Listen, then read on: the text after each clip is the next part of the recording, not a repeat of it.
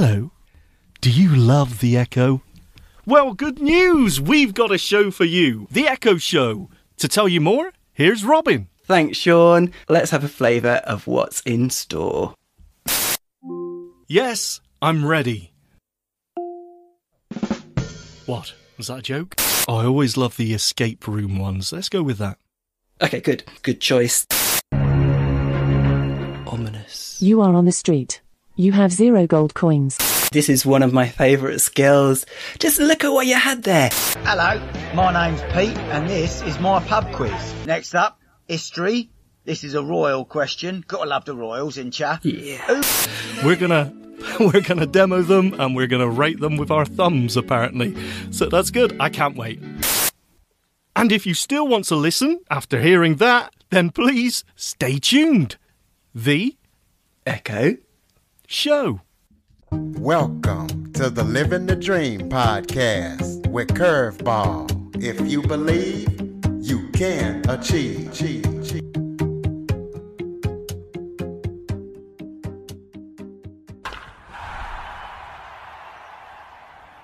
Hello and welcome to another episode of Living the Dream with Curveball.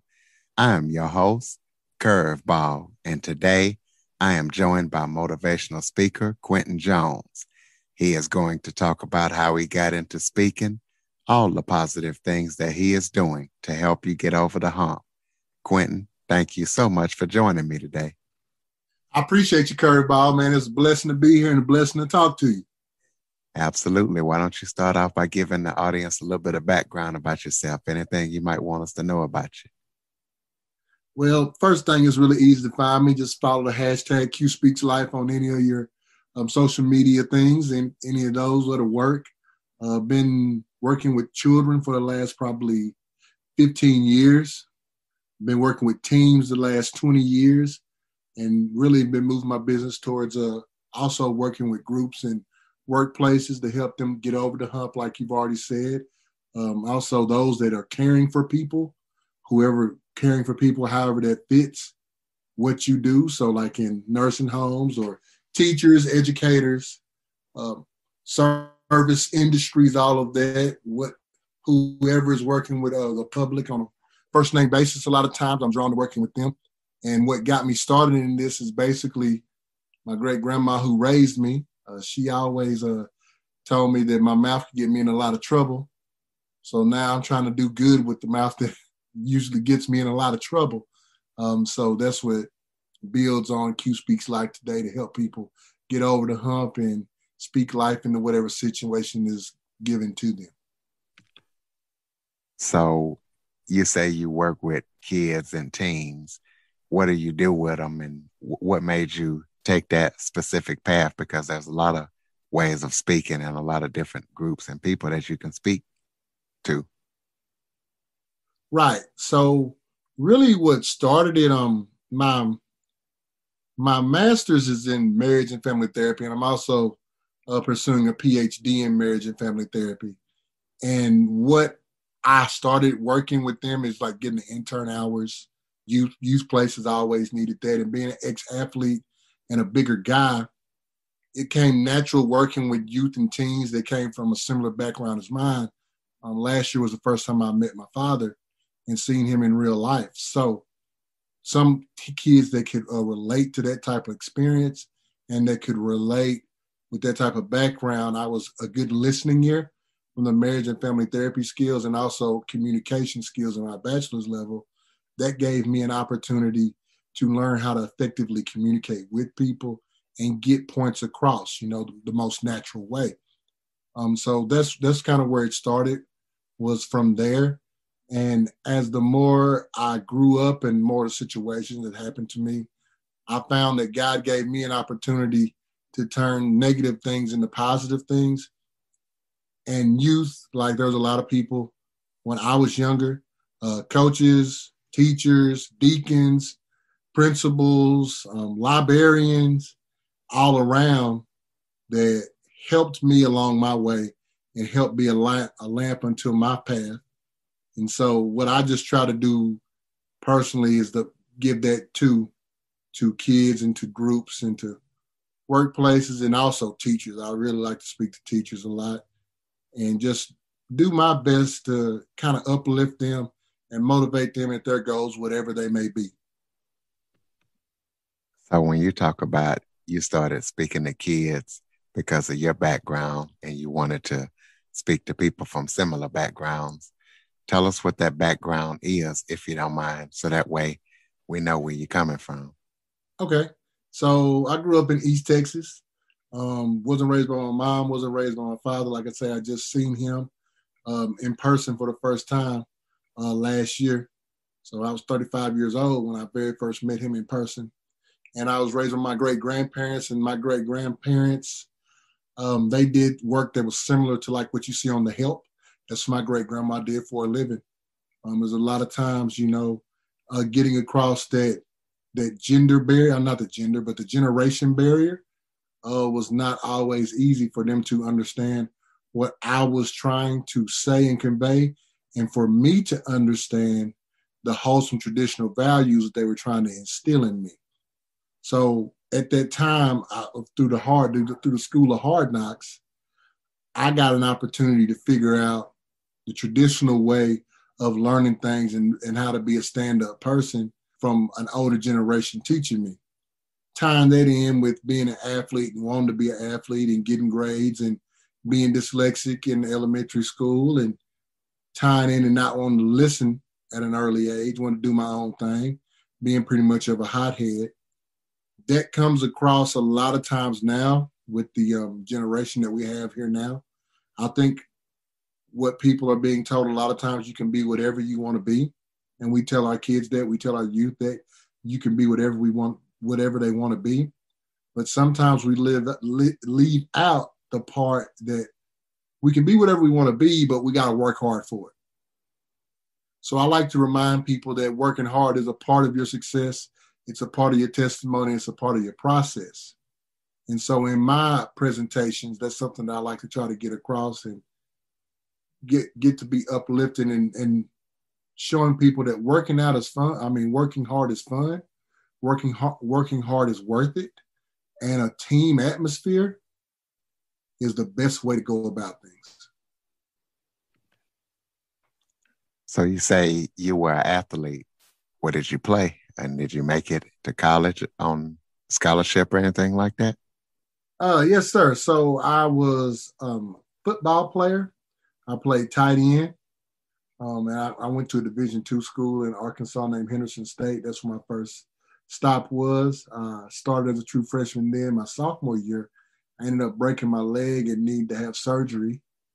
After a coaching change came there, I transferred to Arkansas Monticello, where I then again broke the other leg. I guess I didn't learn the first time. But although while I was doing all the transferring and stuff, whatnot, I was still getting my grades and still getting my credits. And so I ended up graduating on time, maybe even a little bit earlier, and got my bachelor's there. And that's when I pretty much hung the cleats up. Gotcha. Sweet. So let's talk about when you say you help people get over the hump. Go into detail and describe what that means to you, helping people get over the hump. So the hump is a lot of different things, right? The hump is the loss or the grief that you're suffering at a time that you didn't see it coming. The hump is finding a way to manage your time well enough to where you can be a successful father and a successful businessman and a successful coworker or a successful employee. The hump is when the people around you don't seem like we're all on the same page. We're not all working or rowing in the same direction on the boat.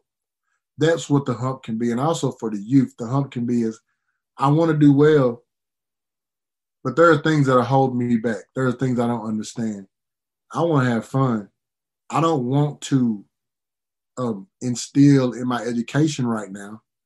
I want to just have fun. I don't have an understanding of why it's so important for me to study this stuff that may or may not be in my future. The hump can be a parent trying to get across to a kid why school is so vitally important, why listening is so vitally important. why church is so vitally important when they have 15 other things as an adult to juggle. The hump can be something simple as people not talking to you or not being respectful for you on social media. The hump comes in many different ways, but as we know about every hump, there's two sides to it, and how to get down it and how to grow from it. And also the biggest part, how to gain momentum from coming down off the hump and rolling into your future. What would you say to kids who have the hump where they don't think school, education, listening, church, things like that are vitally important, or a parent that's trying to get that across? Well, what they need to know is, their life is ahead of them only if they take care of things and step 1 foot at a time. That's what sometimes we struggle, even as adults, but definitely with kids, putting 1 foot in front of the other, taking the steps that need to be. A lot of times we want to get too grown. Grown folks and old folks back in the past used to call it, we used to get too fast. We want the chicken before the egg even hatches. So what I try to do is just slow them down and understand that it's not the end of the world of what you're going through right now. 5 hours at school of grueling work will never be able to encompass what your future will hold. And that 5 hours, 5 years from now, won't matter. There's wisdom in hearing what people say. There's wisdom, and you can learn from every person that you come in contact with. But once again, the wisdom of you having to know that you have to listen to acquire that wisdom and acquire that knowledge is paramount. So making it clear to them that the people that are also getting on to them are really trying to be light unto their path. They don't want them to stray away. And there's not very many adults that are going out of their way to push kids in the wrong direction. Sometimes tough love happens and it's not necessarily comfortable, but that's where the growth is. So let's talk about your marriage and family degree and the stuff that you're working on with that. Are you doing any kind of marriage and family stuff, or are you just focused on kids and groups and stuff like that? So I get a chance to use those systemic skills at my day job, I like to call it. I'm a residential manager of a boarding school. So I deal with youth and those type of things that are currently kind of mixed in together because of the setup that we have. So since we're a boarding school and we have like a residential setting, we have house parents. And so with the house parents, they mimic an actual family setting for the kids that we provide education to. 9 months out the year, 24/7. So those skills, the marriage and family skills or principles that I get to use are daily used at my job, probably every 20 minutes.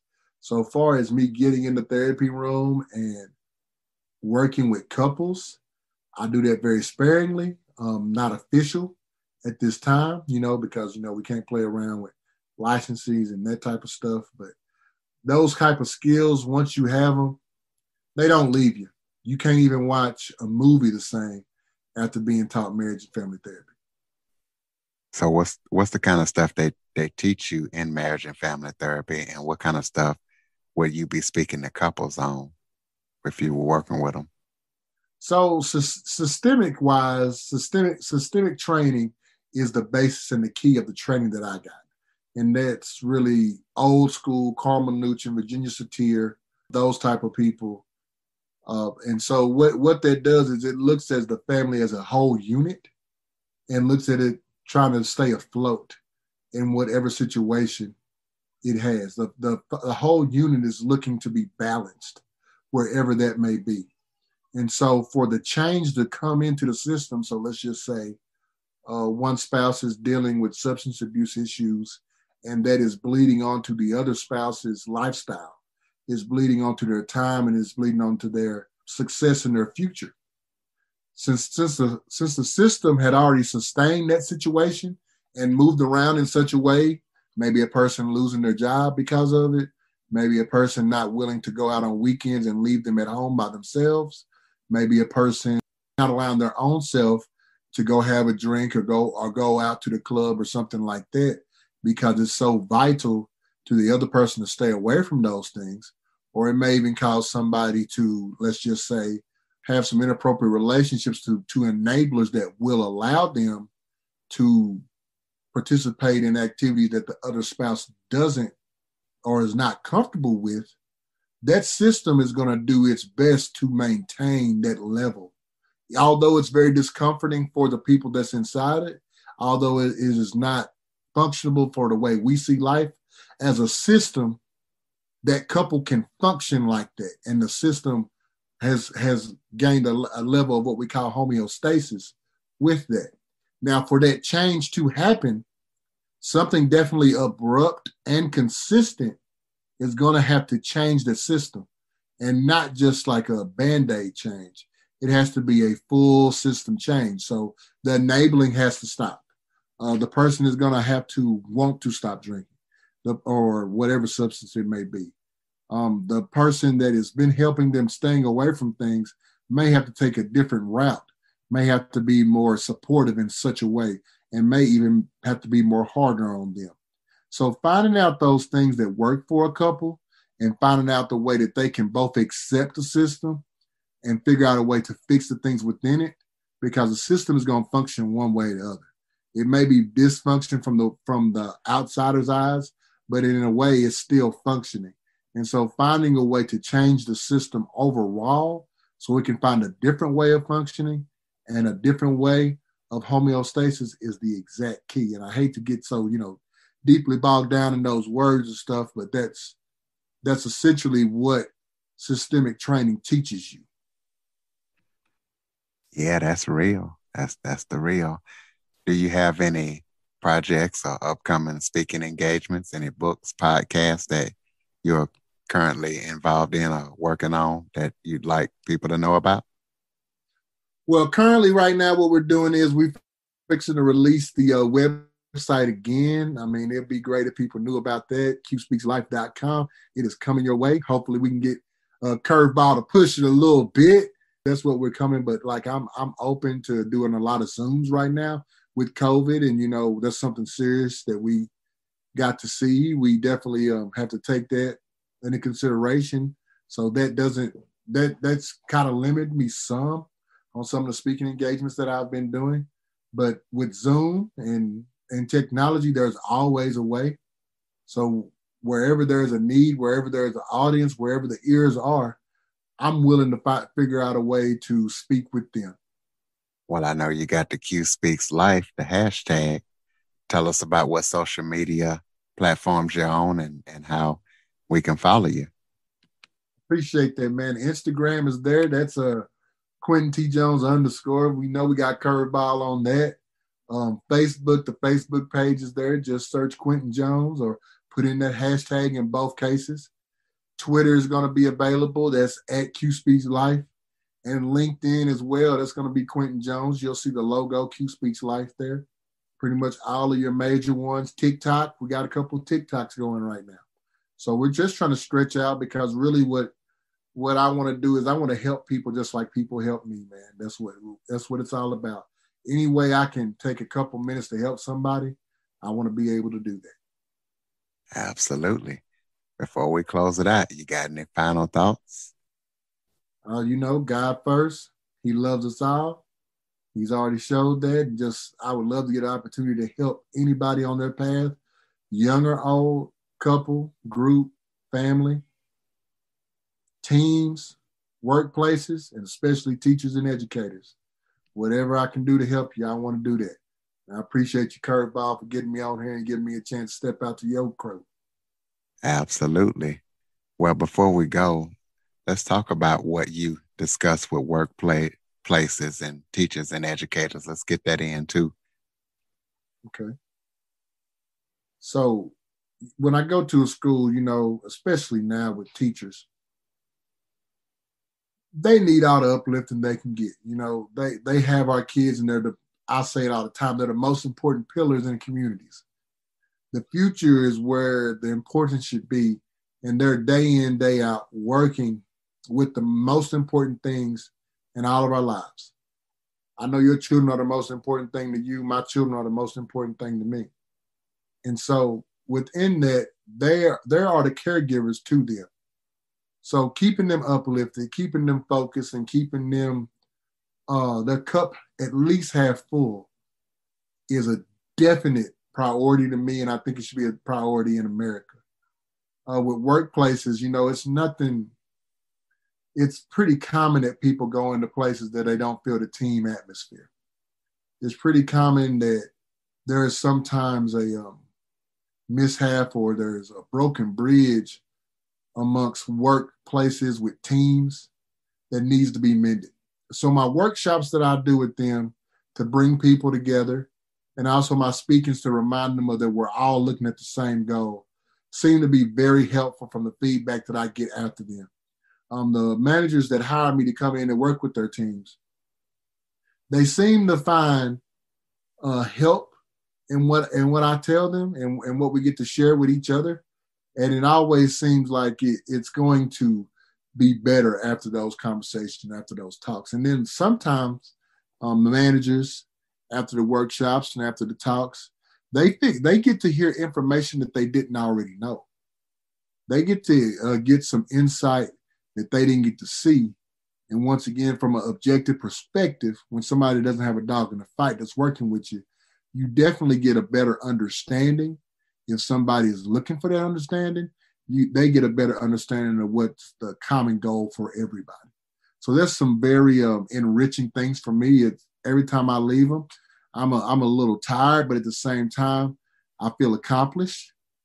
And then when we go back and we wait 2 weeks or we wait 2 months, we do a study after that, we send out the questionnaire afterwards, we find out that it's been helpful and positive to every program. So, ladies and gentlemen, if you have any kids, any teens, any couples, any groups, any workplaces, schools that need Q to come speak some life, get with him, qspeakslife.com. Quinton, thank you so much for joining me today. Thank you, Curveball, man. I appreciate you. And listeners, please be sure to follow, rate, review, and share after listening. For more information on the Living the Dream podcast, visit www.djcurveball.com. Until next time, stay focused on living the dream.